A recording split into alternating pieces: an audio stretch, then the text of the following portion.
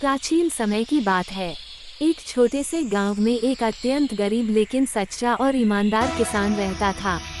उसके पास न धन था, न कोई बड़ा साधन, पर उसका हृदय श्रद्धा और How सेवा was से your भरा हुआ था। day? It वह was रोज good, thank सुबह you. स्नान And करके yours? भगवान विष्णु और माता Let's लक्ष्मी go जी का inside. It's सच्चे getting मन late. से Just a स्मरण moment, करता I'm था। almost ready. एक दिन की बात है, उस किसान के द्वार पर एक साधारण सी स्त्री आई। उसके वस्त्र पुराने थे और चेहरे पर थकान थी। उसने किसान से थोड़ा भोजन मांगा। किसान के घर में अन्न बहुत कम था, फिर भी उसने बिना सोचे समझे अपना भोजन उस स्त्री को दे दिया और स्वयं भूखा रह गया। उस रात किसान ने सपना देखा। स्वप्न में वही स्त्री दिव्य रूप में प्रकट हुई। उनके हाथों में कमल था, आभूषणों से उनका स्वरूप दमक रहा था।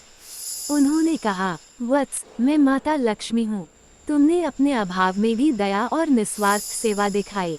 यही सच्चा धन है। अगली सुबह जब किसान उठा, तो उसके घर के आंगन में अनाज से भरे मटके, स्वर्ण मुद्राएं और हरे भरे खेत दिखाई दिए। लेकिन इससे भी बड़ी बात ये थी कि किसान के मन में अहंकार नहीं आया। उसने उस धन का उपयोग गांव के गरीबों, विधवाओं और भूखों की सहायता में किया। माता लक्ष्मी जी प्रसन्न हुई और बोली, जहाँ धन के साथ धर्म, दया और विनम्रता रहती है, वहीं मैं सदा निवास करती हूँ। उस दिन से गांव समृद्ध हो गया और लोगों को ये शिक्षा मिली कि माता लक्ष्मी जी केवल धन नहीं, बल्कि सद्गुणों से प्रसन्न होती हैं।